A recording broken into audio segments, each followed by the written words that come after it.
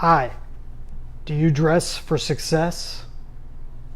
I am Brian Pombo. The reason why I'm bringing this up today is I am not dressed for success.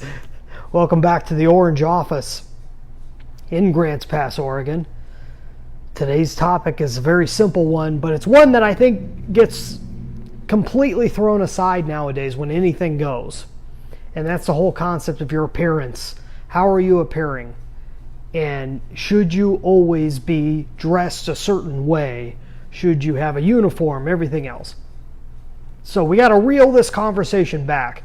And it goes back to one of the first places that I heard about this concept. There was a book that came out in the 80s called Dress for Success that is still popular to this day in many circles.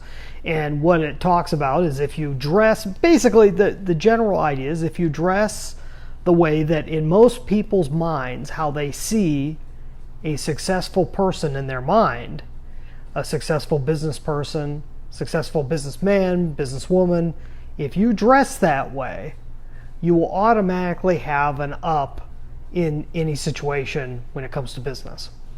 And I think this is true in principle for the most part, but you have to always keep in mind your audience. The main thing I always take things back to is the who. Is who are you trying to reach? Who are you trying to talk to? What are you trying to convince them of? What are you trying to bring to them?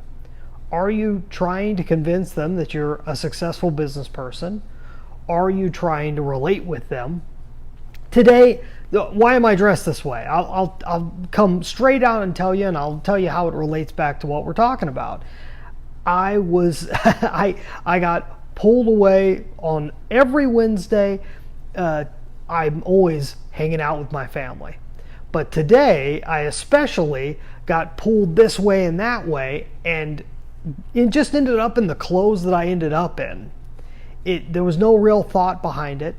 Oftentimes, when I meet you here, I'll at least put on a nicer shirt, comb my hair a little bit. Time didn't permit today. But it's okay, because I'm talking about it. I'm telling you why I'm dressed this way. I'm telling you why I haven't shaved yet today. And because of that, it can ease the tension. It can show me to be human. And so it serves a purpose. It's okay. And in any situation that you find yourself in, if you can't be dressed the exact way you want to be dressed, that's all right. But don't ignore it. Address it. Address it with your audience. Address it with your customers. Address it with the people that you're in front of. If you're in a business, in any form of business situation, address why you're in the attire you're in, why you have shaved or haven't shaved, why, address it. Put it out there.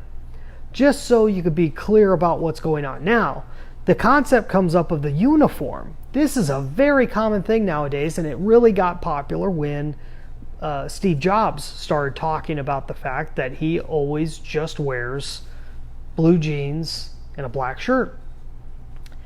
And the reasons why behind this, and successful people started talking about why they have simplified what they wear. Initially, someone would think, that puts them in a specific uniform for their audience. They know what to expect. They see that person wearing that, and it's comforting to think about it in those senses, and it's recognizable, it's brand, all that talk. And that's true. But the reason why Steve Jobs did it is because it's one less decision he has to think about during the day. And especially when you are the CEO or the head of a company, you're running your business, the fewer decisions you can make during the day that are insignificant, then the more willpower, for lack of a better word, that you have to be put toward making the decisions that matter. Because that can really wear you down, making small little decisions over and over and over again and wondering, do I wear this color or that color? So really being clear about your uniform is more for you than even for your clientele, your audience, your coworkers. That's something to keep into mind. But one thing definitely don't ignore the concept of attire. Don't think that it doesn't matter at all. unless that's part of your brand. So the fellow that we had on the podcast, Off the Grid Biz podcast, Gary Collins, whose brand is called The Simple Life. He has a number of books that are under that title, and he has a blog and everything else. Go and look up Gary Collins with The Simple Life. It's a very interesting guy. His whole thing is, I will never wear a suit. I will never wear a tie. If there's somewhere I have to go into a business meeting where they require it, I won't go. It's part of his brand. He's off the grid. He lives off the grid, literally, where he doesn't have any electricity that comes off of the grid, off of the electrical grid. He produces everything. He's as self-sufficient as he possibly could be. So if that's part of your brand, then he says it nearly every speech. He says it on the interviews he does. That's who he is. So it becomes, in a sense, a uniform. The fact that he wears just what he wants to wear, that he walks around with a baseball cap and a beard, that's his brand. That's who he is.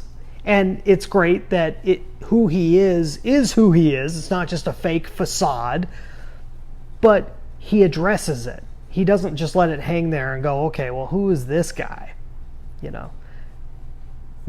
Just think about it. Consider what you're wearing. Consider how it affects your coworkers, how it affects your work environment, how it affects the people you're doing business with.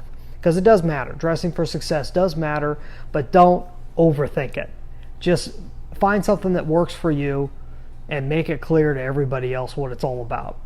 Hope that's helpful to you. Tomorrow, another great tip. We'll talk about some of these concepts that float around, but a lot of times people don't really dig in and talk about them. So we'll talk about more of that tomorrow. In the meantime, get out there and let the magic happen.